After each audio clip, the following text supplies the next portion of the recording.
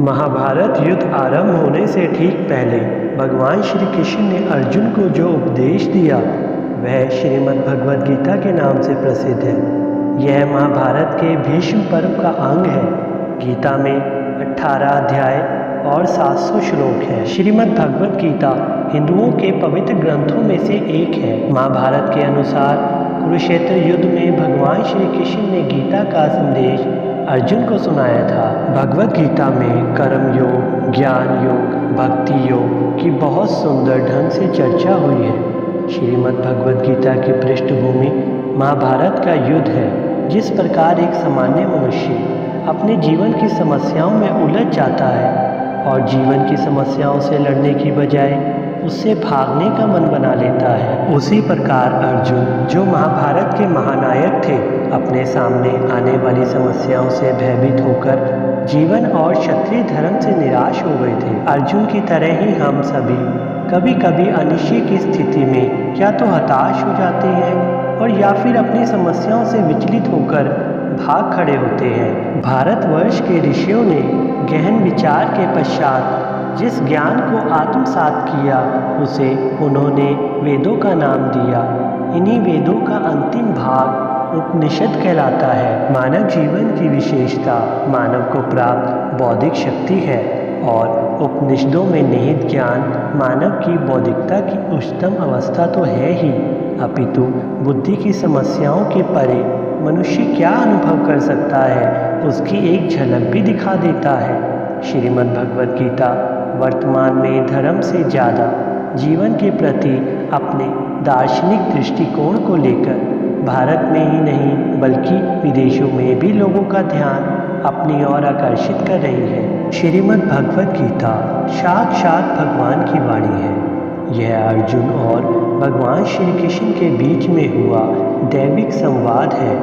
ये संवाद आज से 5000 वर्ष पूर्व कुरुक्षेत्र नामक स्थान पर हुआ। श्रीमद् भगवद गीता में जीवन के सभी महत्वपूर्ण प्रश्नों का उत्तर है, जैसे हम कौन हैं, भगवान कौन है, हमें कष्ट क्यों होते हैं, क्या पुनः जन्म होता है, क्या अन्य ग्रहों पर जीवन है, हम कैसे इस जन्म और अगले जन्म में सुखी रह सकते हैं, हम कैसे भगवत धाम को जा सकते हैं। कोई पूछ सकता है कुरुक्षेत्र में हुए महान युद्ध जिसके दौरान भगवद गीता कही गई उसका कारण क्या था। 5000 वर्ष पहले विचित्रवीर्य नामक महान राजा का देहांत हो गया। चूँकि उसका बड़ा पुत्र धृतराष्ट्र जन्म से अंधा होने के कारण राज्यभार संभालने में असमर्थ था, अतः उसके छोटे भाई पांडु ने राज्य सिंहासन संभाला। पांडु की मृत्यु के बाद उसके 5 पुत्र जो पांडव के नाम से विख्यात थे, जो नियमानुसार राज्य के उत्तराधिकारी बने, लेकिन पांडव अभी बालक ही थे, अतः धृतराष्ट्र ने स्वयं राज्यभार संभाला। धृतराष्ट्र के 100 पुत्र थे जो कौरवों के नाम से जाने जाते थे। जब बड़े होकर पांडव राज्य संभालने लायक हुए तो वे संपूर्ण राज्य नहीं लेना चाहते थे, हालांकि वो उनका नियम संगत अधिकार था।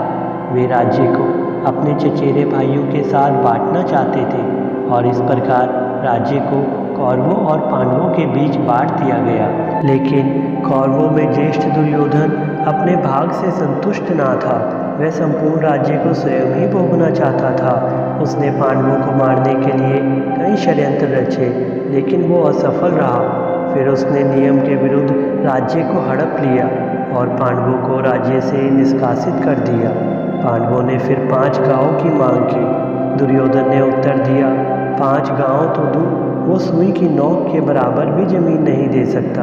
भगवान श्री कृष्ण ने जमीन के झगड़े को शांतिपूर्वक एवं अहिंसात्मक पूर्ण तरीके से सुलझाने का प्रस्ताव रखा, लेकिन दुर्योधन ने ये प्रस्ताव को अस्वीकार करते हुए पांडवों के प्रति युद्ध की घोषणा कर दी और इस प्रकार महाभारत का महान युद्ध अवश्यंभावी हो गया। युद्ध की तैयारी में अर्जुन और दुर्योधन दोनों ही भगवान श्री कृष्ण के पास सहायता मांगने गए। भगवान श्री कृष्ण उनकी मदद मांगने को आए किसी भी व्यक्ति को नहीं ठुकराते थे, चाहे वह सज्जन हो या दुर्जन। भगवान श्री कृष्ण ने संपूर्ण सेना को एक गौर तथा स्वयं को मार्गदर्शक के रूप में दूसरी ओर देने का प्रस्ताव रखा।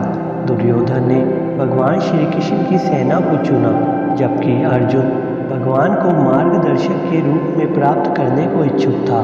इस प्रकार भगवान श्री कृष्ण अर्जुन के मार्गदर्शक तथा सारथी बने। युद्ध स्थल में अर्जुन एक दुविधा में पड़ गया कि वह अपने अधिकारों के लिए लड़े, जिसके लिए आवश्यक था अपने ही सज्जनों का वध, या युद्ध भूमि से पलायन कर दुष्ट दुर्योधन को राज्य पर शासन करने दे। अर्जुन अपने को दुविधा से बाहर निकालने में असमर्थ पाकर भगवान श्री कृष्ण की शरण लेता है। शरणागत आए अपने मित्र स्वयं भक्त अर्जुन को श्री भगवद गीता के उपदेश द्वारा दुविधा से उबारते हैं और श्रीमद् भगवद गीता के माध्यम से अर्जुन के ही समान अपनी शरण में आए सभी भक्तों का मार्ग प्रशस्त करते हैं। हरे कृष्ण कृष्ण कृष्ण हरे हरे, हरे राम राम राम हरे हरे। हरे कृष्ण कृष्ण कृष्ण हरे हरे, हरे राम राम राम हरे हरे।